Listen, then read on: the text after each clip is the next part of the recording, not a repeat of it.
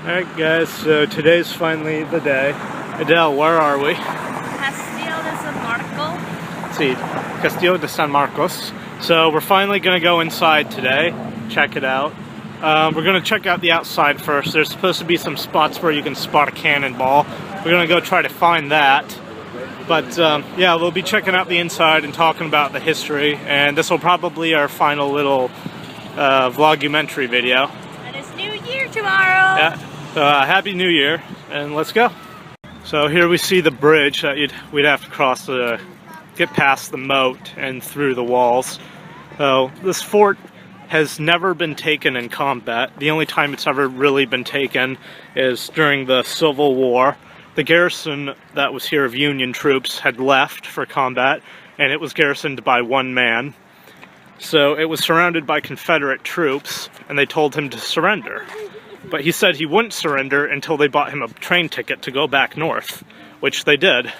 So it was surrendered without a fight.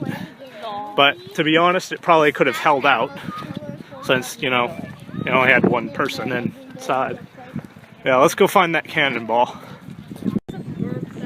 So here we are inside the moat on the seawall, some replica cannons. But up there they'll be doing the cannon demonstration in about half an hour, 45 minutes. And it's somewhere within this wall where the cannonball is supposed to be. So this fort was, construction started in 1672, but it was completed in 1694, if I remember. So it took, a little over 20 years to complete. But there was a wooden fort here prior to that. So when Sir Francis Drake attacked St. Augustine in the 1590s, if I remember the year, 1580s, there would have been a wooden fort here instead of a coquina Castillo. So Castillo de San Marcos, Spanish for Chateau de Saint Marc, or Castle of St. Mark. And it was sieged by the British 2 times. The Queen Anne's War and the War of Jenkins' Ear. But it was never taken. And it was used for combat, or combat purposes, up until 1900. But even during World War II, they were still using it for storage for munition. But, yeah, so somewhere within this wall, there should be a cannonball sticking out. Those round holes are where cannonballs would have impacted it. And there's Adele. Hey, Adele. So something else that Castillo was used for was to hold prisoners of war, most notably Osceola during the Seminole Wars. A Seminole chief believed to be sort of a Native American messiah to liberate the land from English and American and Spanish rule. Yeah, he was imprisoned here. And I don't remember the year. I believe it was during the War of 1812 or around there.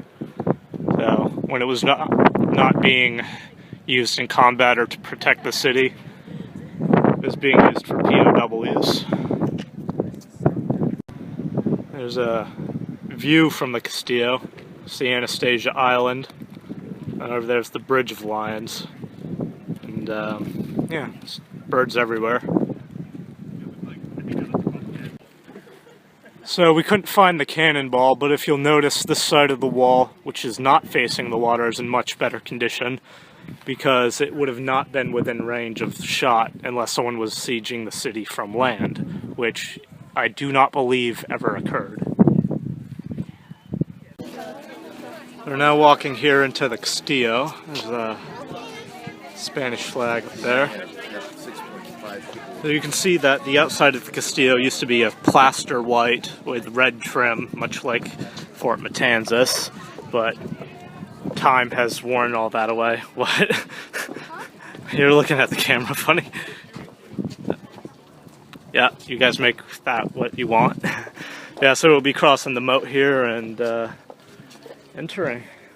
Oh yeah, and there's a Spanish crest up there. Yeah, so now we'll be walking across the bridge. So we're now here inside the Castillo, and over here we have some Spanish guards. It's a tour. and they have a tour going on here. In about 20 minutes they'll be firing the cannon, so we'll try to get that on film. So over here is where they'll be having the cannon demonstration. And have a look out here. I believe it's several miles from here. I don't know the exact distance. Of course you can see for several miles. But yeah, you can see there's a sandbar out there. There's the Atlantic Ocean. Just follow the river down, eventually get to Fort Kansas. Here you can also see the tallest building in St. Augustine, which we talked about on the first day of being in historic downtown St. Augustine. You can see they have a series of, those are real authentic cannons, mortars from various places. Some of them are from ships, some of them are land cannons. People are playing on the walls apparently. These walls at the Castillo, the inside part is about 30 feet tall. Not sure how far it is from the bottom of the moat, but it'd take a lot of effort to climb. There we have a 1740 Spanish Guard, 1740 uniforms, muskets, no rifling.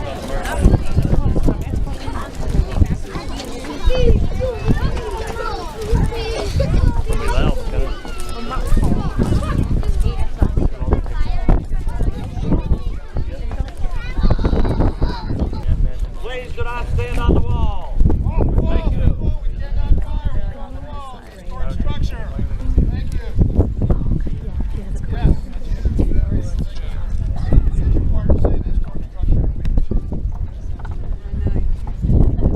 And welcome to our presentation of the 1735 Spanish artillery drill.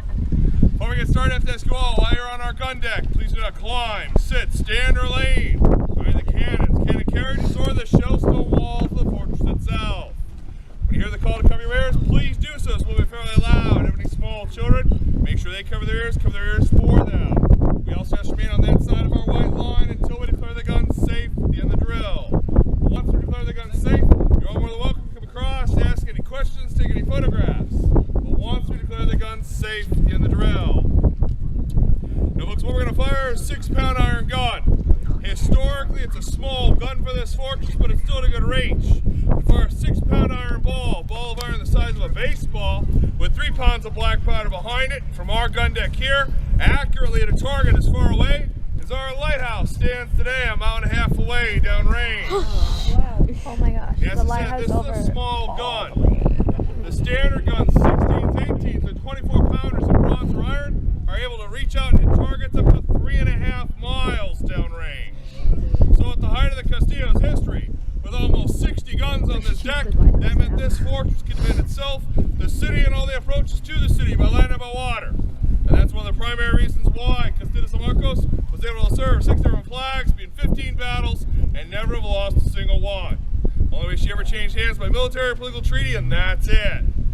Now folks, I'm the only I'm one of 2 park rangers that are dressed out today. Everybody else on my crew, and anybody you see in our khaki shirts, like our friend down there, Warren, are all volunteers. They're folks just like you, came out and saw us doing this, decided they want to get involved, and if it weren't for our volunteers, we could not bring history to life here at Castillo. So if you would join me, give them a hand for coming out today so we can do this.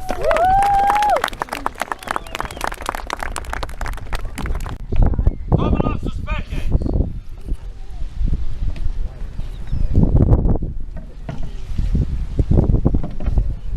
Dispõe-se a poner em bateria o canhão. Canhão em bateria.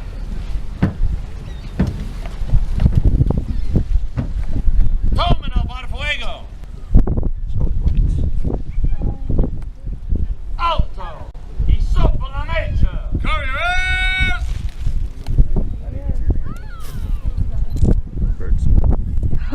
The birds know. Fuego.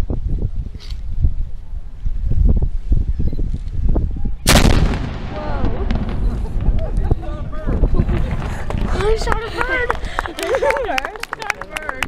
Shot a bird. They got one, I guess. Oh my god. Alright guys, thanks for watching our last part of Bonne journée. Happy New Year.